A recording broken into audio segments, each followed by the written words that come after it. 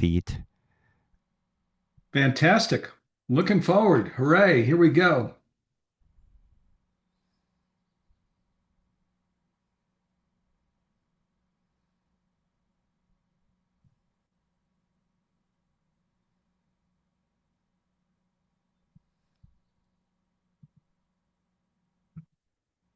Okay, awesome. I have it in YouTube and Vimeo. And we are good to go if you're good to go. I'm good. I'm Awesome. ready.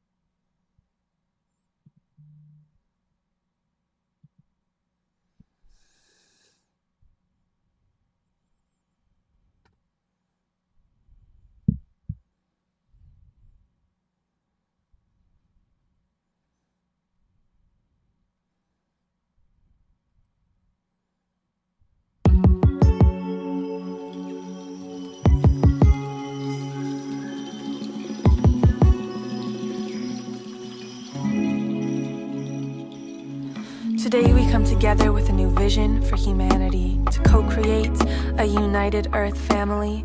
And with this vision and our shared intuition, we have the potential to bring peace on Earth to fruition. We imagine a world where we take care of all of life. And with this intention, we become beacons of light. So let's join together in manifestation to bring about societal transformation. From the heart of humanity, we come together in unity to co-create a united Earth family.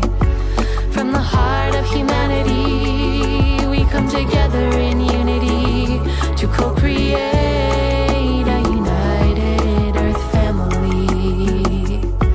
From the heart of humanity, we come together to co-create. Let's come together, family. From the heart of humanity, we come together to co-create. Let's come together, family.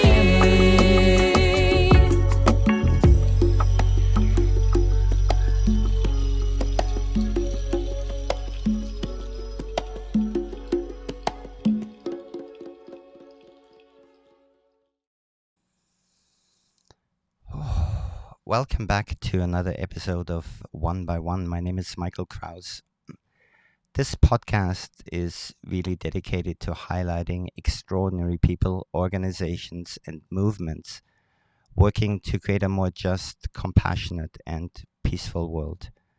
Through stories of resilience, visionary ideas, and transformative action, we uncover the way people and communities are shaping the future, founded in harmony, equity, peace, and global unity. And today it is with great honor and in deep reverence to introduce an extraordinary man that was at the forefront of dedicating himself and his life's purpose to the understanding of the deep connection between all of us and the understanding of oneness of all of life. Steve Farrell joining us today from Boulder, Colorado. Steve Farrell Michael. is Steve. So let me introduce you a little bit. Steve Farrell is the worldwide executive director of the Humanities Team 501c3 nonprofit and author of the best-selling book A New Universal Dream: My Journey from Silicon Valley to a Life in Service to Humanity. He co-founded Humanities Team with Neale Donald Walsch in 2003 with a vision for a world based on the oneness of all things and the chance for everyone on earth to live a life deeply connected to the divine, others, nature, and all of life. In the world as it is today, we are held back by a crippling and destructive belief that we're separate from each other, the universe, and the power we identify as the source of all things. Welcome to the program, Steve Farrell. Michael, thanks so much for having me, and really been looking forward to being here with you and this conversation we're going to get into. Yeah.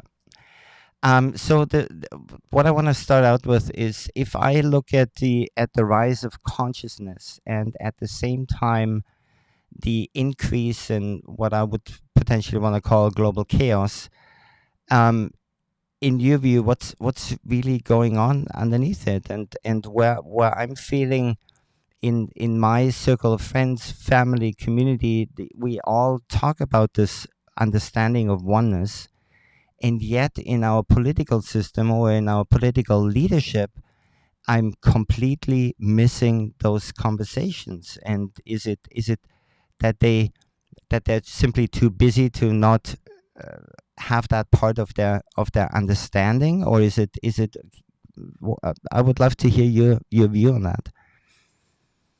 Yeah, it's a great question, right? That's kind of the elephant in the room here right now. So, well, let me first say, everything finds its time, right? There's an evolutionary path, an evolutionary unfolding where things have to wait until it's their time in that unfolding. And the really good news is it is its time now.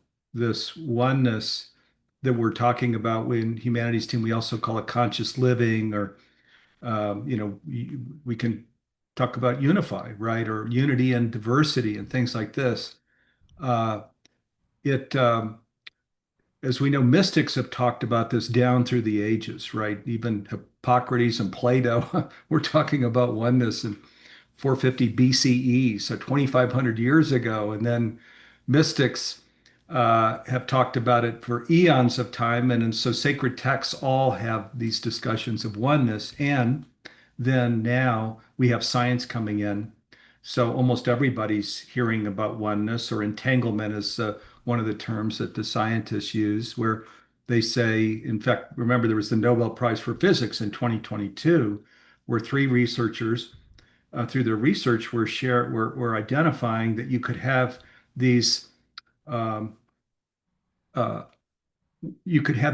beings or these things with no physical connection whatsoever that were influencing each other. So this is saying it is indeed an energetic universe. It's a vibrational universe, that everything is always influencing things. It's not, and that separation is actually a fiction. And this was in Albert Einstein, who was probably the greatest scientist that ever walked the planet, said in 1921, so this was over 100 years ago, he said, the greatest illusion in the world is the illusion of separation. You can Google that quote attributed to Einstein. So uh, I think why this is now in the unfolding of evolution, where it's now just now emerging as this massive thing, is science, the quantum physics in particular, where and there are many scientists that are devoting their whole lives to this. In our world, we know Bruce Lipton and Greg Braden and Nassim Harriman and Lynn McTaggart, and among the many who are sharing that, yes, it's true. We're deeply interrelated, interconnected, and interdependent. Now, here's the thing is, um, in school, we studied literacies, right? And especially reading and writing literacy, right? Um, Spiritual literacy is actually low right now, which is why, and you were saying in government, in certain circles, certain people we talk to, they would say, "What? Oneness? What is that? And is it real?" And so on. If you uh, look at spiritual literacy, its whole basis is that there's an underlying unity and oneness, right? And it's non-dual. which means it's not a universe of good and evil that are in some big fight. It's non-dual. Its basis is love, compassion, service.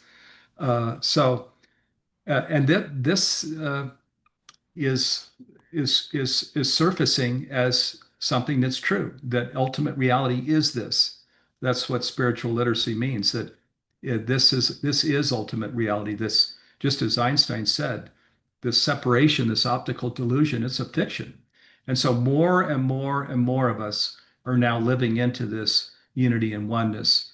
Now, in terms of why some people, or why there's all of this challenge in the world. You're saying, yeah, but there's this, we look out our window, there's these enormous challenges going on. So what's with that? If there's a unity and oneness. And I think what's with that, and many people are sharing this, is that when there's healing going on, which is what oneness is, healing, where we're coming into our connection and this love, this basis, is everything that's unhealed needs to come up for healing. So everything that's unhealed in the world is now coming up for healing. So we're actually seeing the opposite of this unity and oneness and these divisions. I'm in the United States. We know there are these severe political divisions, social divisions, right? Even the dishonoring of climate change and science and so on. Um, these are things that are just coming up for healing that we need to look at, we need to understand, and together we need to heal in our unity and oneness. Wow, what a beautiful perspective you just offered, and yes, it makes so much sense. And I want to add a little bit to the science, because we're also talking about indigenous science that might not be um, um, part of a whiteboard or laboratory, but it's the experiential science that has been passed down for thousands of years, that talks about the understanding of our interconnectedness to all of life. And about 15 years ago, I was in a sweat lodge with Wolf Martinez, and he said to me, Michael, the word for grandmother Earth in my Lakota language is Unchimaka, and if I take Unchimaka and translate it literally into English, it means the part of me that I'm walking on. So for indigenous peoples, the understanding of oneness is part of their um, I, it's part of their reality. And it's not just part of the reality; it is the full reality. And so there's also saying to believe and to understand are not diverse things, but the same things in different periods of growth. I think we are coming into an era where we don't just believe in in the understanding of oneness, but we understand it, we live it, we see it, we breathe it, we feel it, we interact within it, and really, really beautiful, actually, what is going on. And yet there is a lot of pain that needs to be healed, a lot of trauma that needs to be healed, and coming into right balance is perhaps the challenge of our times. And so, sorry, go ahead. Yeah, no, I'm so with you. And the whole point, just as you say, and as indigenous leaders inform, or mystics too, and now scientists, isn't that interesting? But is the whole point is to live into it, like you say. It's not, the point isn't some logic center of the mind thing where we just have some abstract understanding. The whole point is actually that ultimate reality is this. It is this, that there is one consciousness with a capital C. There is one self with a capital S. And that's where we through our understanding, we come into this expansive worldview, just like what that indigenous leader shared, where we're actually walking, in our higher self, the world around us. It actually extends to the entire universe and cosmos. That our self is not our body.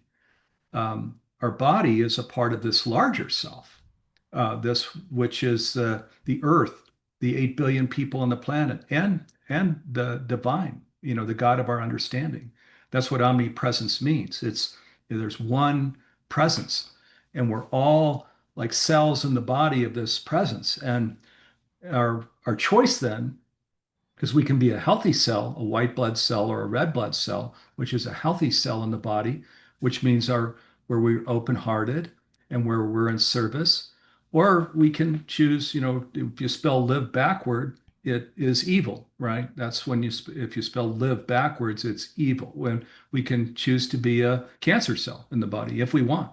Not sure why we'd want to make that choice, but we can. Yeah. Uh, the beautiful thing is as we know, once we have come into this new worldview and start living into ultimate reality, which is this oneness, this underlying unity, underlying oneness, then our lives become delicious. And the peace beyond understanding, the kingdom of heaven that's here now. There are different terms that have been thrown out here that Joseph Campbell said the ecstatic moment. So all of these terms are talking about oneness, or about conscious living.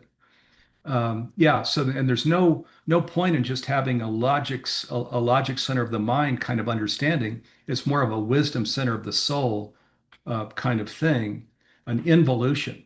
It is taking place within us where we come into this awareness that we're so much more than we thought we were based on the way we grew up, which was usually a Newtonian Darwinian type way of growing up, where we see and know ourselves as separate and we're survival of the fittest, where we're just wanting to go get mine, a materiality kind of existence. Most of us grew up that way. I did too. But it's a beautiful metamorphosis here as we come into the awareness and start living into this new expansive reality, which this show is about. We're talking about here now. So anybody that is watching the show and is perhaps looking for a pathway to experience that oneness, and I think the first step into liberation is awareness. But and what is your, I don't even want to call it a strategy, because I also believe that there is a certain component of grace within that experience that you were talking about, that your worldview has changed. And it's not just that your worldview has changed, but it is, and I'm assuming here, that whatever you see out in nature, other people, that this whole field that you are physically looking into has changed for you. And because it's visible, it's tangible, it's you can I don't know how to describe it. That's a little bit hard for me. But what would you recommend people? What is the first step that people can take, or how do we get there? And here's the beautiful thing: this is so simple. There is no complexity to this, and we're actually born this way. So look at a baby, just look at a baby, or look at a puppy, or a kitten, or any young thing born into the world. Watch it play, and watch it the light sort of beam off of its eyes. Just watch it, or walk out in nature. I live I'm in Boulder, Colorado, as you mentioned, and Wonderland Lake is a mile and a half from my home, and I bike ride out there every day. And we bike ride out there this morning, and there are these little baby ducks and these goslings, baby geese, and other wildlife. There was a white pelican there this morning, which, wow, you don't usually see white pelicans on Wonderland Lake. There was a deer walking across my path. Observe babies, nature when we're out, and observe how the beautiful harmony, the light, the connection, the feeling of, you mentioned grace, right? Peace. Just notice these things. You shared awareness as maybe a first step. That's exactly right. It's awareness where we just slow down. So, and if you know my story, I was in Silicon Valley. And I was one of those people, boy, I landed in the right place at the right time, started two companies that just boom, went to 75 million very quickly. So I was living that life, the more kind of the American dream type life. And but I didn't find it there. And as I was living that life, what I was often doing, Michael, is I was running past things. My girlfriend, who's now my wife, her birthday, her 30th birthday, that's a big birthday. I got up and I didn't have anything for her. And I'd been sick a couple weeks earlier, and people had given me some muffins, and I'd put them in the refrigerator. There were stale muffins. I grabbed these stale muffins and I put a candle in it, and I was singing happy birthday to my girlfriend on her 30th birthday. I was just rushing past life to because I'm so busy doing things, right? Building these companies and stuff. And so but I had my awakening experience where I realized, what am I doing? You know, building companies that are supporting shareholders, rushing by important moments because I'm trying to do something instead of really be present, to something really beautiful.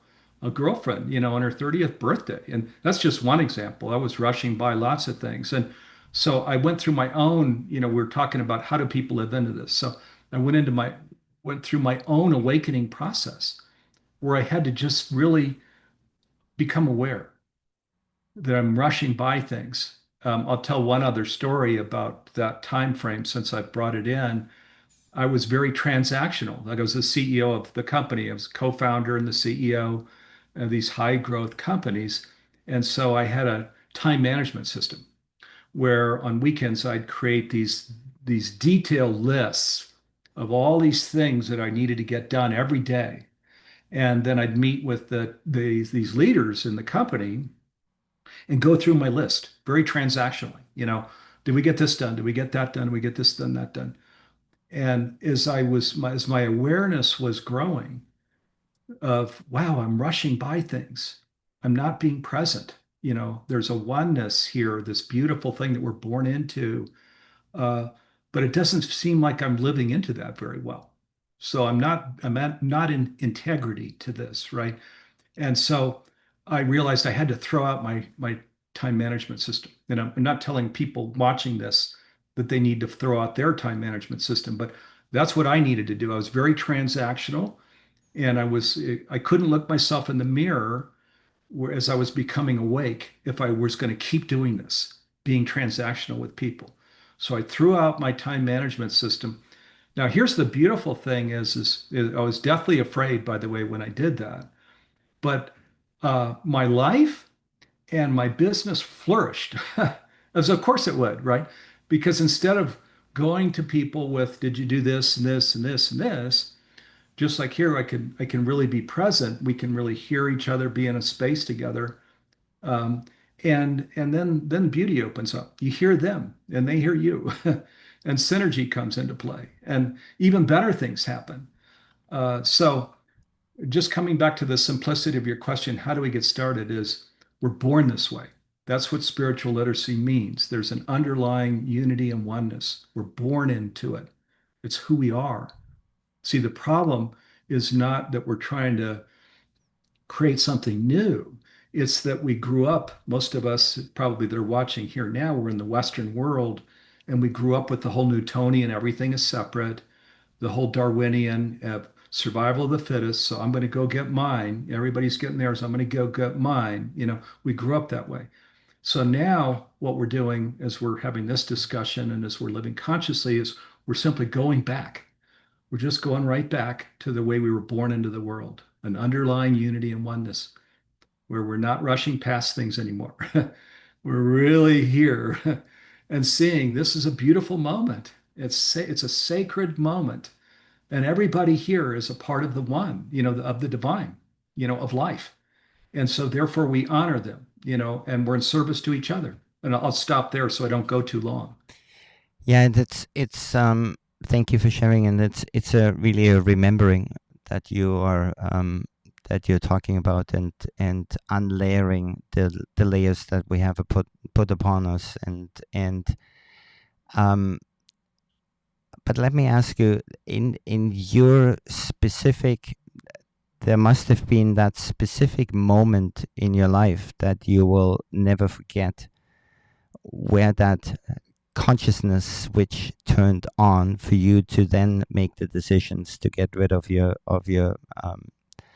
daytime or your notes.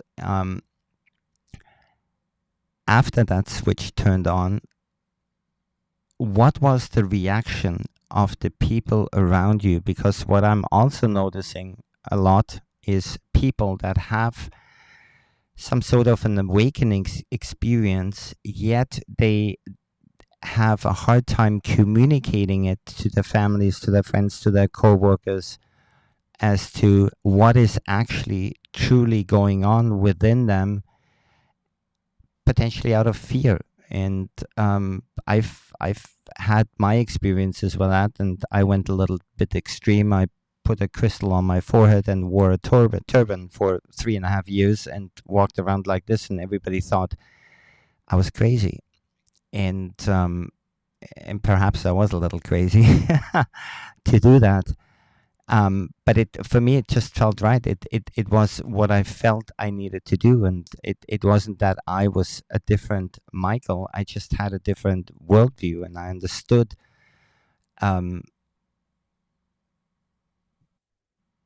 Well, that's Yeah, some. let me answer that. So there, let me first go to that. You were saying there was probably a moment, where it happened, and then how do I communicate that to others? So let me first go to the moment where it happened. And I was living in Northern California then. I had a little townhome in Marin County there, just north of San Francisco. And I looked out a window that day and I realized I had the biggest decision that I was ever going to make in my whole life that I needed to make right now. And that decision was I was either going to be the Steve Farrell I grew up as, where my mom's name was Linda, my father's name was Joe, and where I'm Steve Farrell is this body, and Steve Farrell is, and this body has one life, and then it's going to be over, and I'll be ashes. It's over. Uh, so, or all of what this awakening experience had been up to that point in time was to this oneness, that there's an omnipresence, that it's actually the divine or God, if we want to. I like to use those terms. My scientist friends use the terms cosmos and universe. But we're sovereign to this one being, you know, to the divine, I'll call it. This was what I was seeing there in that moment. And where I'm part of the divine in this other decision that I might make, then I have the properties of the divine. And that's what omnipresence means. That means I have eternal life. It means I'm unbounded. There's no upper limit to who I can become. Uh, and when physical life ends, I'm just going into this rotating door, right? I'm going to go into the afterlife and then I'll come back embodied, again later. And this is how life works in this other decision that I might make. So these were the two decisions here. I'm either of this body and from my parents, or my parents just were the airport terminal that delivered me, but I came from source and I'll return to source, God's source, right? Um, I realized that day that I couldn't walk around the planet anymore where I'm both.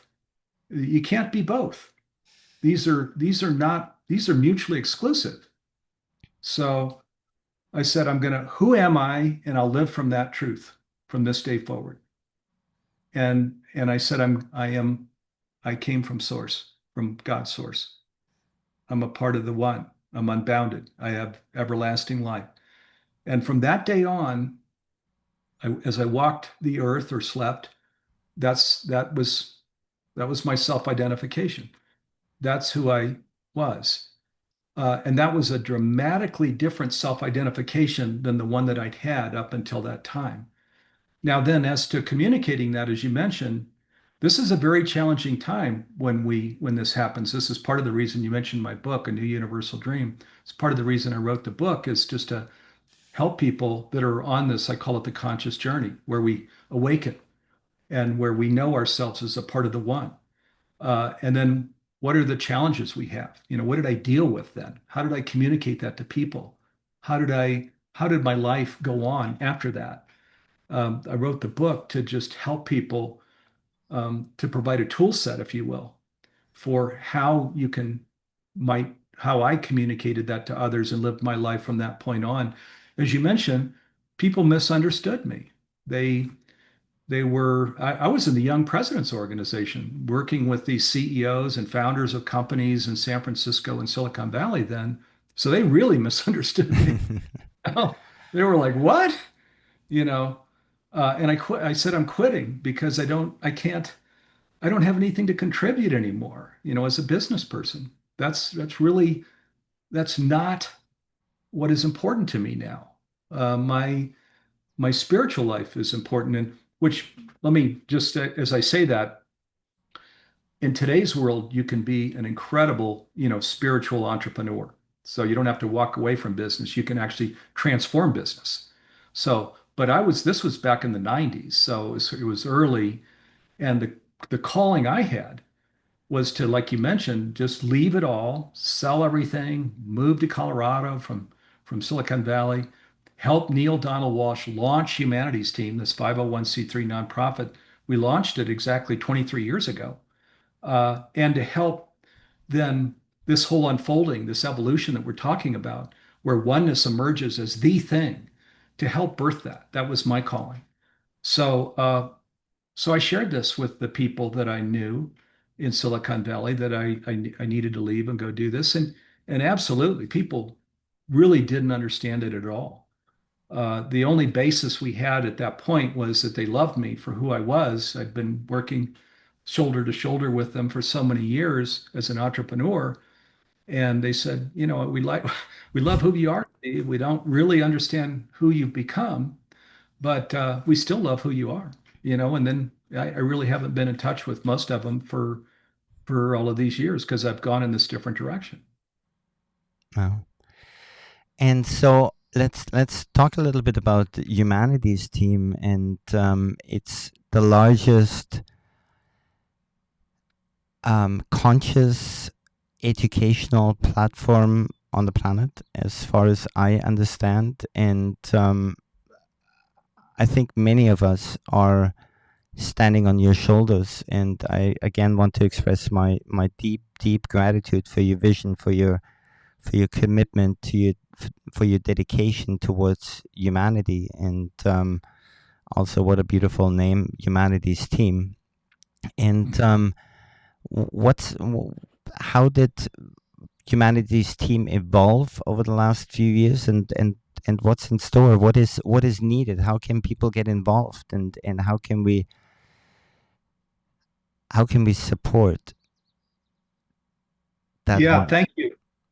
Thank you for the question, Michael. And I just honored my calling just as you did, and you've created all these beautiful organizations and this program and all of these things that you're doing. And there's many things you're doing. And this is part of what conscious living is, where we follow that still small voice, follow our calling instead of what friends or family might tell us to do.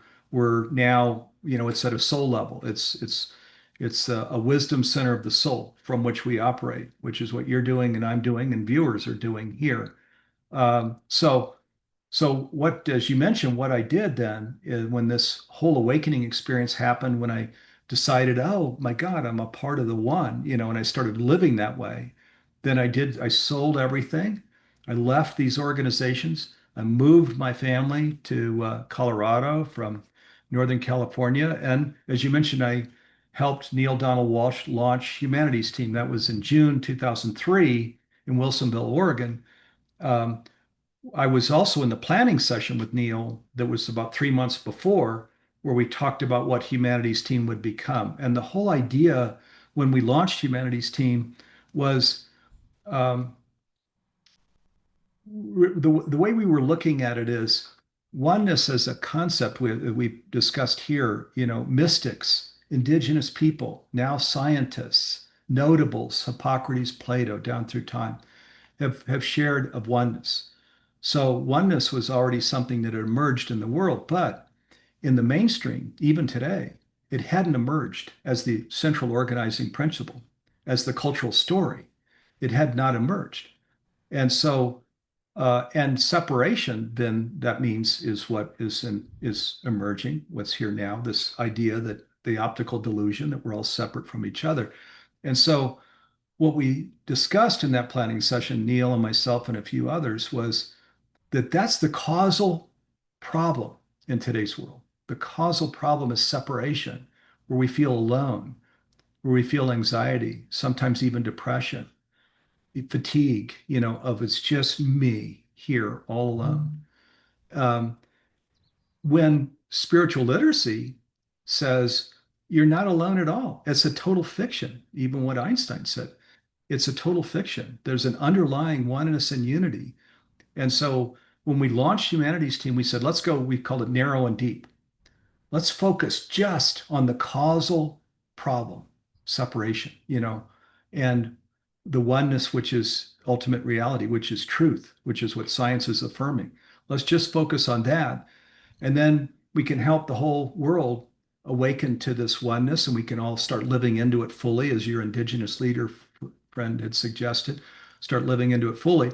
And then over the space of time, the whole world will go through a tipping point and will live consciously. So now you referred to a few things there that were a part of that path. One is we decided to go into the area of education and create a community. And without even planning it this way, we just a couple of years ago, we noticed, oh my God, we're a streaming platform. It's called Humanity Stream Plus. If you you can go to humanitystream.net and you'll see the platform. It has become now the largest streaming platform in the world for consciousness raising masterclasses in education. And it's also a global community. We have live events going on all the time. They're free. We're a nonprofit. So this was part of our path, was creating the community and education, supporting people in the conscious journey. And the other part of the path, there are these, I'll call it downloads or inspirations that you get, from the divine. The name of this program, Changing Humanity's Future. About 3 years ago, that was a download, an inspiration that came to us, is Steve and Neale start a Changing Humanity's Future initiative, which we did. And the Changing Humanity's Future initiative is this whole spiritual literacy thing of, hey, we don't have to keep going down this path where we think we're separate and live as separated beings, because we're not. Let's change humanity's future by simply start living into ultimate reality, the underlying unity and oneness, deeply interconnected world. Then, about a year and a half ago, we got another inspiration that came down, and that was create the tipping point for this whole new way of living, conscious living, by 2040, which is 15 years from now. Create that tipping point. So make conscious living prevalent worldwide by 2040. Tipping point, as you know, is 8 to 10%. There are 8 billion people on the planet. So that means 800 million people living consciously by 2040. And I'll just mention, Michael, because you have another thing that you're working on, which would bring it in even much sooner than that. Right? Great. Yeah. So that is kind of the unfolding. Let the doors close when I was in Silicon Valley, sell those businesses, leave those organizations, move my family, launch Humanity's Team. And I did then, when we launched it, I became the executive director. And so for the last 23 years, this is what I've been doing full time. Oh. Sometimes we all had experiences of oneness. And that could be as simple as the phone is ringing and somebody saying, oh, I just thought about you, and isn't it amazing that you're calling me? And right. And perhaps we dismiss it as a fluke or by chance, but it actually, from my point of view, it is the demonstration of the interconnectedness of all of life.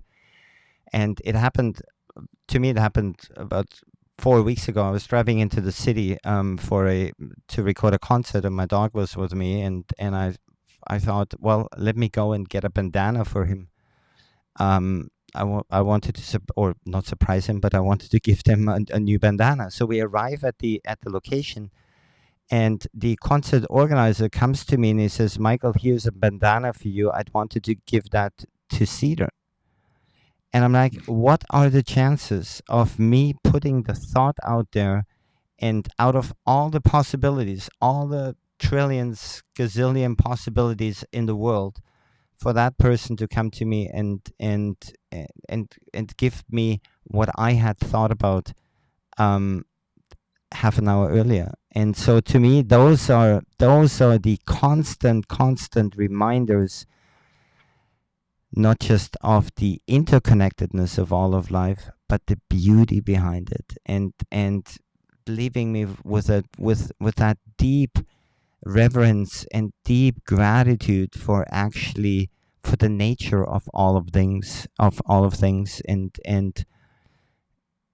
the ever-present love that is there if we allow it to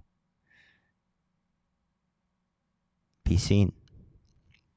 Just open ourselves. Yeah, beautiful. And this is what conscious living is where we are not dismissing these synchronicities, these things where the bandana comes in as you're thinking about your dog, uh, and these things, the synchronicities have to do with not only connection, where we feel into these things that are just about to happen, but they also go in the direction of love, of compassion, of service, of heart opening, because that this is again, it's this underlying unity and oneness is non-dual. Non-dual means there is no big fight going on between the light and darkness. There's the light. It's the light. The light is love as its basis. And so these synchronicities are going to go in this direction of something beautiful, something caring, something healing, something that's compassionate, something that's forgiving. Uh, this was our birthright, and this is really how we were born into the world. And as you mentioned, you used the term remember earlier. You said, yes, so we're just remembering. That's exactly right. We're remembering back to what the actual birthright was, to who we were when we were born into this world, to the afterlife, from where we come and to where we'll return, which is, and in the afterlife, it's perfect love. It's we work with the top mediums and the near death experience community, and they share. We're like a candle in the sun, right? The oneness is very real. That, in fact, it's the only reality in the afterlife, that we're a part of this larger one, the divine herself, actually. And so what we're doing now is just simply opening ourselves so that we can remember, we can go back into this beautiful way of living that was our birthright and that was the invitation all along. We just simply forgot, and now we're awakening again. Huh. So what does an awakening world, or an awakened planet, or an awakened humanity, or an awakened human race perhaps look like for you? It's a beautiful thing. So one thing about this is this all becomes very rooted, what we're talking about. So, it was the mid 90s that was my awakening experience. So that was 30 years ago. That's a lot of unfolding over 30 years. So my home today, which wasn't I told you about the stale muffin there, right? So you can imagine what that home was like back then. My home today, if I could show you all of my texts from my family, love you, love you, love you, hearts, and it's still, you've got things that you're talking about, right? I've got a 20-year-old and a 23-year-old, young adults, and they're still growing and learning and stuff. But it's a very loving, supporting, caring kind of home. Um, Work, humanities team, my partners and colleagues, the whole co-creative process. Here we're talking about co-creating on this world scale, on this very wide worldwide scale. Um, in humanities team, it's co-creative, where we're seeing each other as a part of the one. You're honoring each other. You're honoring everybody has their own genius that they bring, their own service contribution, their own way of caring. Some more as truth tellers, others more open-hearted, others more as healers. We're all bringing that together to our work environment. It's an extraordinary thing. We don't have any physical office. We've got 69 country coordinators who are all volunteers and no physical office anywhere for the team that's supporting that global community and streaming platform or the country coordinators. It's all virtual, but it's virtual where we're coming in consciously this way. Where, in Silicon Valley, if my company were going down and I felt like I had to take harsh measures, I'd take harsh measures. Now, the whole purpose is actually a thriving, beautiful, functioning, growing team. I wouldn't take harsh measures. I would be honest, thoughtful and caring, but I'm not going to take harsh measures. So it's quite different. That's what the world looks like in 2040, where we're simply living again, it's very simple. It's not that challenging. We're just living back into our birthright where we've remembered who we are and we're treating each other that way. Thoughtful, caring, truthful ways. And so, perhaps even getting back to the beginning of our conversations, how can we bring that awareness into business and into our global political leadership? Because I also believe that through a spiritual, if I want to call it, or an aware management style, we're not just respecting the soul and the purpose and the talent and the gifts of other human beings, but we're also serving a higher purpose that ultimately I would imagine also creates greater economic value. So how can we, what do you think is needed? Are people, is the leadership afraid to perhaps again come out of the shell and offer that as part of a potentially management style? I think a lot of leadership in today's world is here in the United States. Certainly, you see a lot of that, where leadership that is more retro, trying to go back, trying to now talk about what's mine. That the world doesn't matter anymore. What I want matters. It's about what this country wants instead of what the world wants. So there's a retro movement for sure, and that's always fear-based. In terms of what we can do is simply live into this birthright, where you're breathing consciously, where you're walking in nature, where I assume you have a daily practice, and your daily practice is in a meditative state, maybe a prayerful state too. Probably it involves nature. My go-to is just the simplicity of just staying in that daily practice, creating your rituals of how you eat, how you sleep, how you socialize.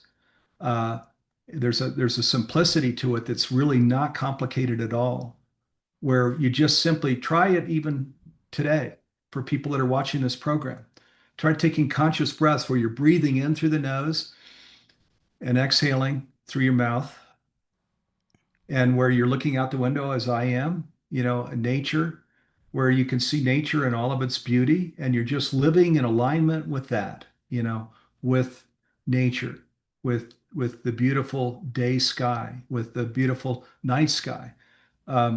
If you want more than that, I actually just created a free program. So Humanities Team is a 501c3 nonprofit. That's humanitiesteam.org. And my program's called The Conscious Living Blueprint, A Taste of Life and Flow.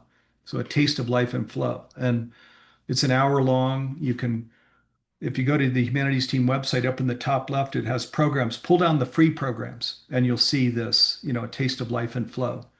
I go into it. I then created a masterclass. In Humanities Team, we don't price these things individually, we created a streaming platform. So it's all, you've got hundreds of these master classes with Neale Donald Walsch and Greg Braden and Michael Beckwith and all of these. I created one just in the last few months that takes people through my whole unfolding of my own daily practices, my own rituals, my own embracing of oneness, my own claiming of my divinity.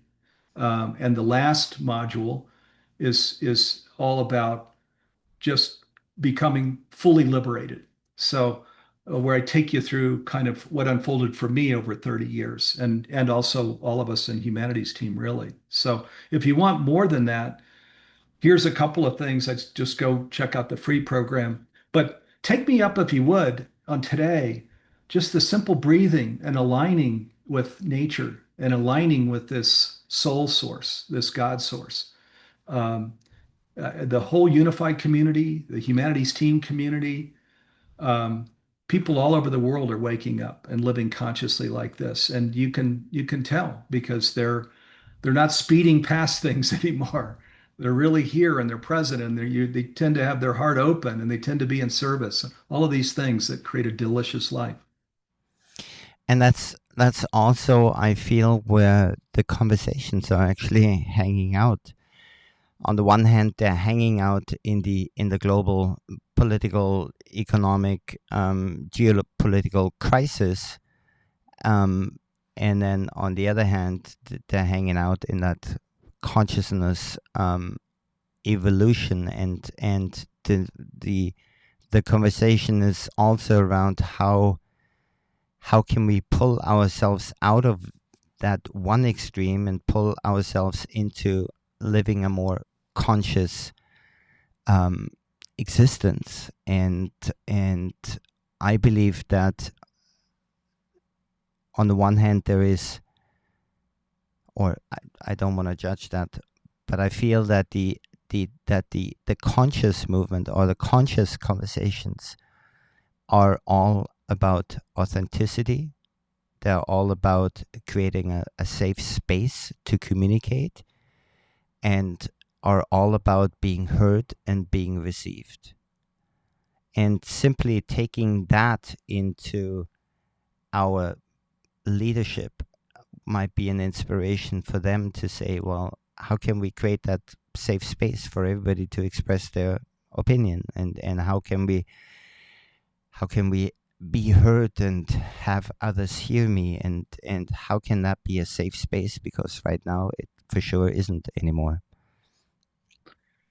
And as we're conscious, these are things that we naturally want to do, all of these things in terms of supporting, listening, contributing. These are things we naturally want to do. And this, what we're talking about, this is foundational. Okay. And this is emerging now. Mark my words, watch the next year, and 5 years go by and 10 years go by. This is emerging right now. It's foundational. Spiritual literacy is coming out in the world. It's unstoppable. And notice as you look at history, the history of time, light always wins. It always wins, and it's winning right now. Now, our news sources are not reporting this. You're seeing all of these things, weather events and political things and tariffs and all these terrible things. But mark my words, this is what's emerging right now. It's foundational. There's no turning it back. We're going to keep going straight into this whole new birth space, this whole new remembering space. So don't be discouraged. Stay encouraged and be empowered. Really embrace it. It's foundational, and live into it. As other people don't understand you, that's okay. Our job isn't ever the other person, and making sure they understand us. That's not our job. Our job, as you mentioned, it's authenticity. It's just being ourself, our true self. So, and I'm a guy, obviously. When I was in Silicon Valley, it was really kind of an alpha male place with the venture capitalists and things. And as you can probably tell, I'm not an alpha male type guy at all. So it's kind of a fish out of water. But get comfortable with that. You don't need, our job is not to fit in. It's not to be in some other person's eyes something that they want to want to envision, that's not our job, or even to have other people understand us. Our job is simply, very simply, to just be the true expression of who we really are as we awaken, where we're loving, where we're supportive, where we're open-hearted, where we're forgiving. That's our very simple job. Thank you. And what I'm also experiencing is if you live that truth, the universe will respond to you with exactly the same. It sure will. And I can't even Yeah, say it sure I will, Michael. I can't even say respond because that would mean there is duality within it. So I don't even know what word to use to dance, to reflect. Yeah, perhaps respond is still the right word. And within that, what I experience is so much gratitude, specifically when you zoom yourself a little bit out and you become the observer of the observed, and to really feel into this consciousness movement that is, like you said, unstoppable, and to really deeply feel into it. There's so much gratitude and so much love and so much purpose within that it's sometimes it's almost overwhelming in a good way.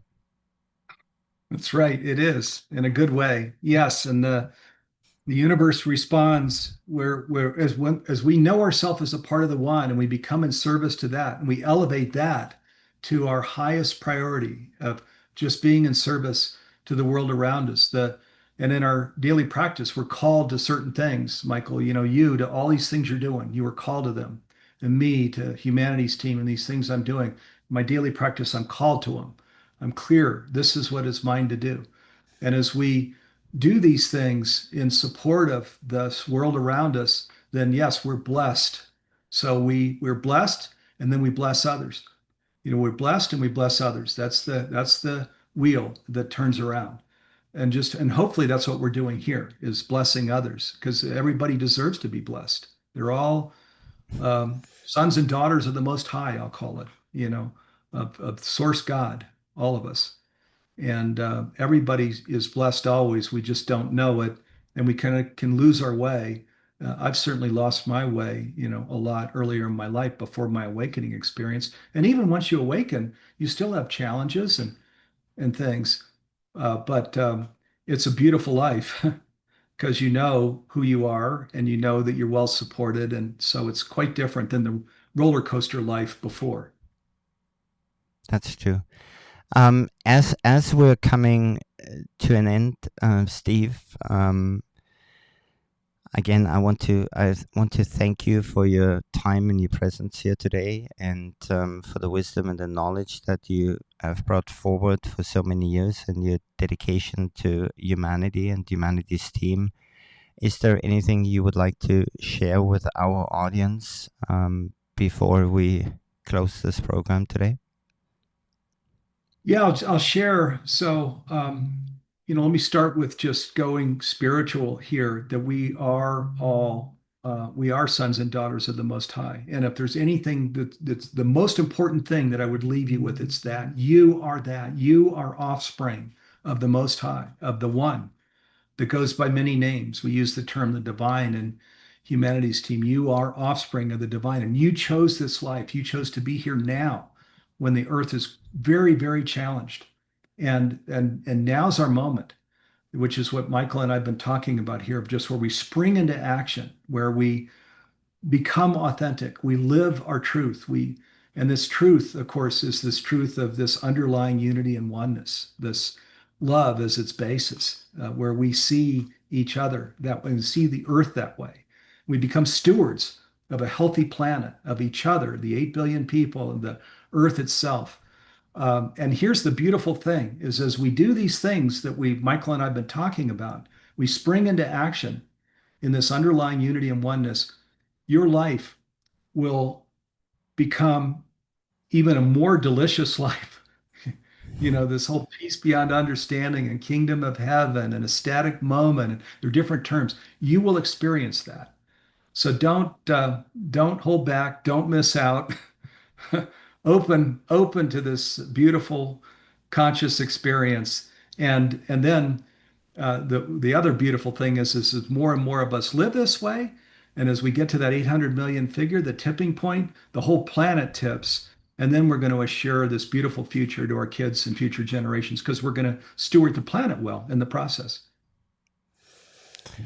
Oh, that's the vision that I have for ourselves and our future generations. A planet in harmony where the virtues of empathy and kindness and collaboration and cooperation are at the forefront of whatever we do, and in balance with our Mother Earth. And thank you again, Steve, for coming on today. And anybody wants to see more, please go to humanitiesteam.org and join one of the masterclasses. I'd love. When is the next one that you're holding that you were talking about?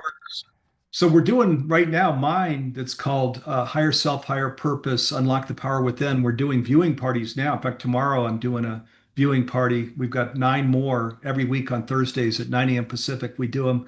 And then there's one on angels where we have 4 angels coming in, that human angels, but that are in touch with the other side, the angelic realm. And then we just recorded just this last week with Greg Braden and Dr. Sue Mortar, a brand new masterclass that will be coming out with soon. And Suzanne Giesman has a new masterclass coming out soon. So there's a whole bunch of them that are always we're always bringing out to the public. Those are a few of them.